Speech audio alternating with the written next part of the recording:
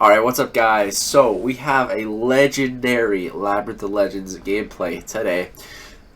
Two of the most difficult fights in Labyrinth, arguably.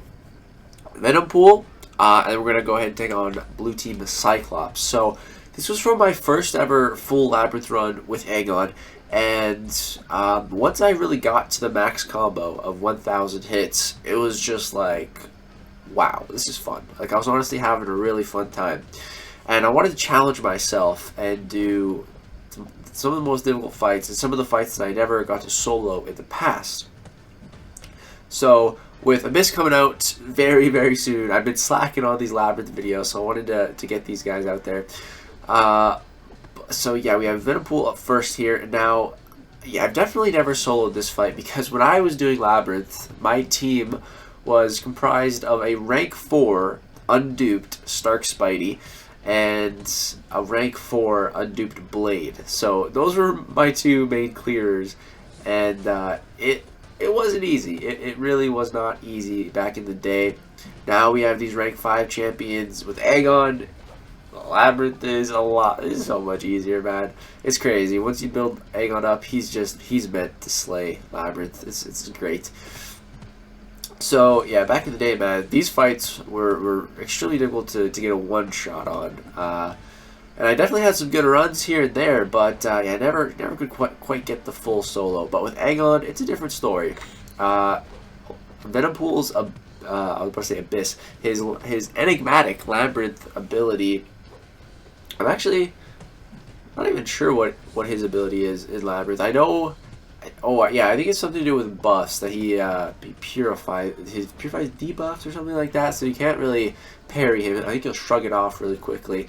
But you know, just Venompool's base abilities, he gets a ton of buffs. You just randomly trigger, and there's some really annoying ones that can come in Labyrinth.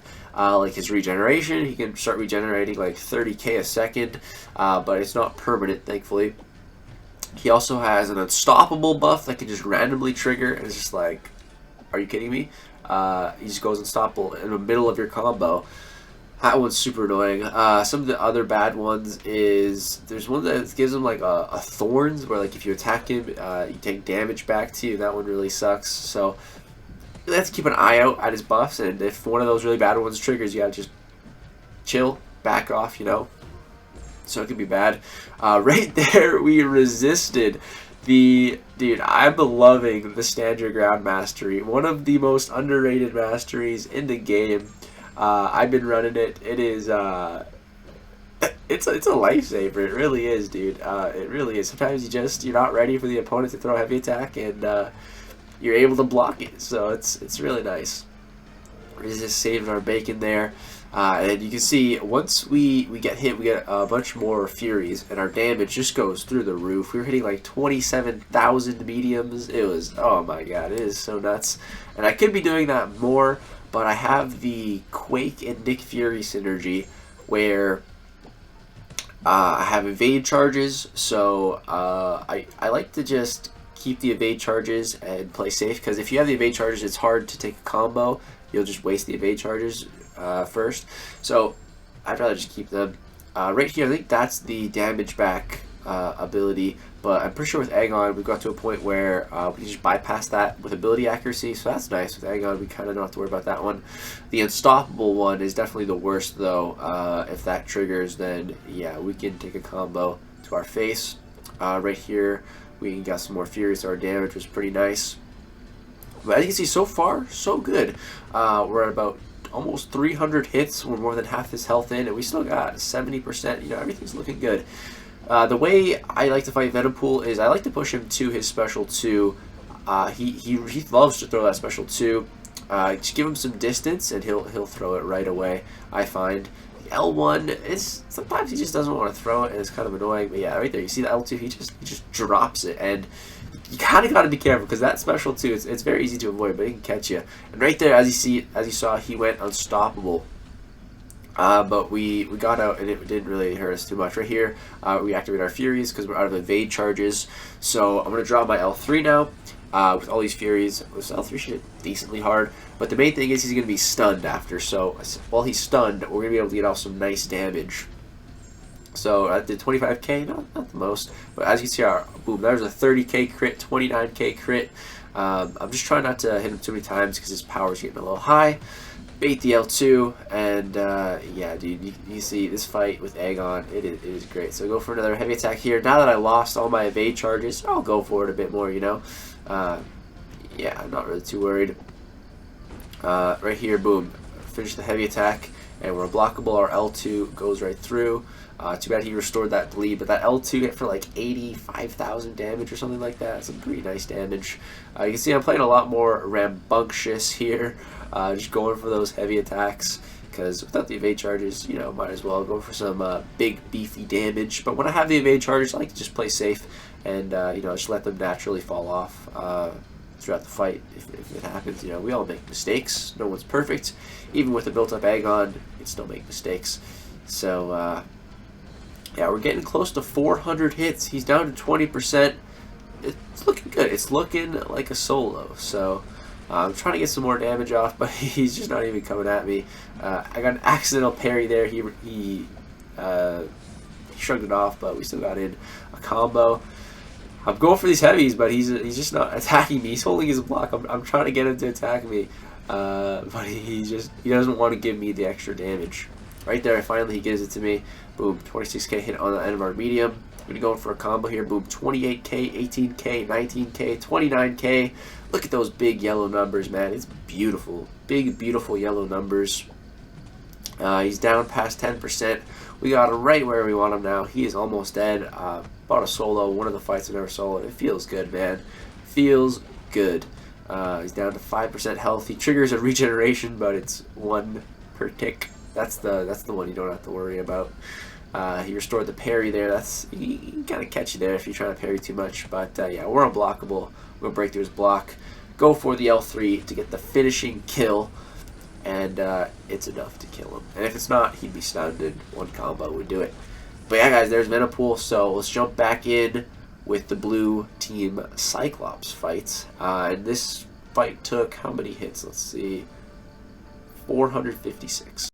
Alright guys, so jumping into blue team Cyclops. As you can see, Aegon, he's not looking the most healthy. So we're going to pop a couple of these silver potions into him.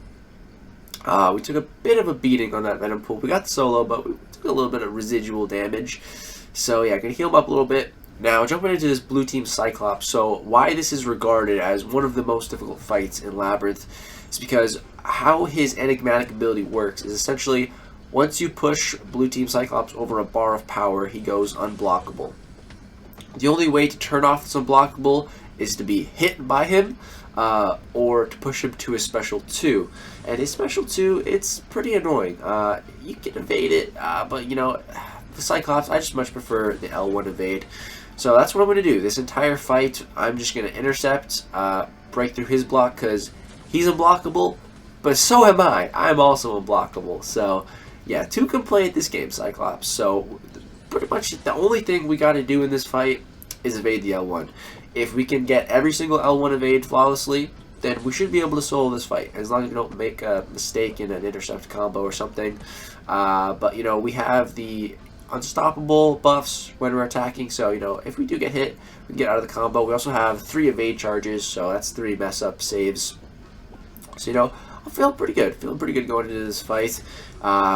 We do have the class disadvantage, but that's okay. It's just going to take a little bit longer. But yeah, we're just going to keep on baiting out these L1s, and that's pretty much the plan. I'm not going to push him to an L2. Don't want to worry about evading that. Just keep baiting these L1s all day long, and really get the rhythm going. With Aegon, we have the perfect amount of distance to punish the L1. That was the real problem with Stark Spidey, was just that it just pushed you back so much. And also with Stark Spidey, I liked to end my combos with a full 5-hit combo, but the problem with that is you're like right in his face, but he's taunted, so you know, he should throw the special. But if he doesn't throw the special, if he just goes for a combo, he would clip me. Yeah, that's kind of the problem with Stark Spidey. Played a little too close to him. But with Aegon here, we don't have to worry. We can just break through his block with our unblockability, and it's so great. I think Aegon's going to be good in Abyss. He's going to be on my Abyss team for sure, I think. Right now, for my Abyss team, just going in blind, I think I have a team. It's kind of like 7 champions. But, alright, let me see here. So, Nick Fury definitely makes the team. Aegon makes the team. Human Torch makes the team. Doctor Doom makes the team. And my last spot, I think, is going to be Ghost. So I think those are going to be my... I think that's going to be my team for the Abyss. The only problem with it is Ghost don't have any synergies. So we're going to be taking all the recoil damage. We're not going to have unblockable special attacks. So I can play Ghost without synergies fairly well, but I don't like to. But I can't fit a Hooded Wasp on the team. There's just so much I want to be prepared for. And with that team, I'm pretty confident with any fight that I've seen in the Abyss from the leaked stuff, except for what's it called? Havoc. Havoc is he's looking rough, man. He's looking really rough. Yeah, I don't know. I don't think Aegon counters him at a max combo with the ability to actually bypass. Because I'm pretty sure if you shrug off Aegon or Havoc's debuffs, they deal damage to you. So Aegon will be. I don't. Unit Man's probably gonna be my option if I run into a Havoc with that team, which is gonna suck. But aside from him, I can take pretty much everything else. I think. Yeah, there might be 1 or 2 fights I might have some difficulty against, but nothing that should roadblock me. Human Torch will cover all the regeneration cheese that we need. There is a Deadpool that apparently is crazy. I think Otriek said he tested Human Torch, and I think he said he can only get him to 92% or something like that. But I don't know. I think we'll be able to do that fight with Torch. And there's also Mephisto in Abyss, which I might be looking forward to that fight the most, because Human Torch with his pre-fight ability is so good for Mephisto. I made a video on it when I made like 20 Human Torch videos in 1 month when I got him like half a year ago. Yeah, the Mephisto video I made was one of my favorites I made with him. He's so good for Mephisto. Like on a perfect run, Human Torch can, with only 240 hits, a Human Torch can easily take off 3 million health off of Mephisto. Easily. Yeah, like, because you're gonna build up so many smolder charges. If you can play perfect, you won't ever have to worry about temperature, because you're gonna keep. Or will you have to worry about temperature? You might have to go for the occasional parry, or I guess you can maybe go for the L3s, build up temperature that way. But yeah, oh man, I'm really looking forward to that fight. Yeah, if I could get a solo in that fight with Torch, man, that would be so legendary. Oh man, but that's also why I need Torch's Awakened ability, because only having the pre-fight once in all of Abyss would suck. Because yeah, Human Torch without his pre-fight is not good for Mephisto. You really want that pre-fight, so. Yeah, but man, I'm getting excited for Abyss. I'm getting really excited. There's also a fight where I think you want to hit through the opponent's block. So ideally, Aegon or Corvus, but with Aegon, you wouldn't want to have him at a max combo, because then you'd be unblockable. So that's going to be an interesting fight. So maybe I won't try not to build up my Aegon all the way in case I run into that fight. I don't know, man. I'm just so excited. This is right around the corner, man. It's coming. But back up to the fight at hand here. As you can see, we're 400 hits deep. 400 hits deep.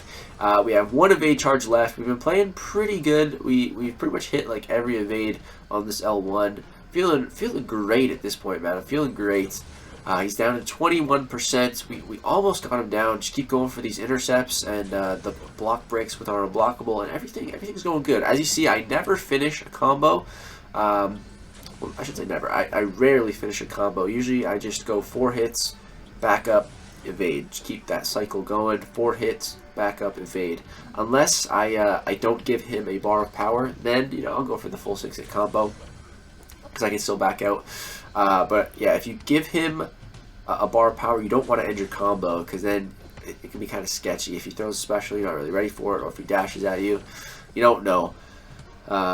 So yeah, but 464 hits deep, 11% remaining. We're on track for this solo, man. Even if we get hit, even if we take a combo to the face, we'll probably survive.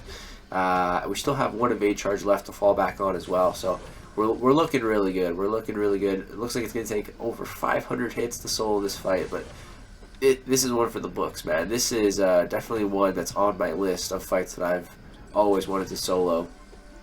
So, feeling great. Boom, we hit 500 hits. I'm going to try to finish him off with the L3 once again. It's my favorite way to end these Labyrinth fights, just with Aegon just smacking the ground and sending the earthquake to them, or whatever he does in it. I don't even know, but it looks sick. So, boom, finish that combo, drop this L3. He has 1% health left. Will it be enough? Manifest the arm. A little bit of lag. Alright, a little bit of lag there. Still lagging a bit, man. You guys know me, Mr. Lagacy. It's because I lag. But the L3 is enough to kill him. Boom. Over 500 hits. Let's see what the final hit count was here. 519 hits. 0 received. Banger of a fight, man. Really glad to get the Venompool and the Cyclops solo in the bin. That is now Maestro, Juggernaut, Agent Venom, Venompool, and Blue Cyclops all soloed. 5 of the most difficult fights in Labyrinth to solo, in my opinion. Really glad to have those done and on the channel. Thank you guys so much for watching. Subscribe if you'd like to see more. Drop a like if you enjoyed. And hit the little bell for notifications for when we go live to stream The Abyss. It's going to be insane. You guys don't want to miss it. Yeah, I'll see you guys there in The Abyss.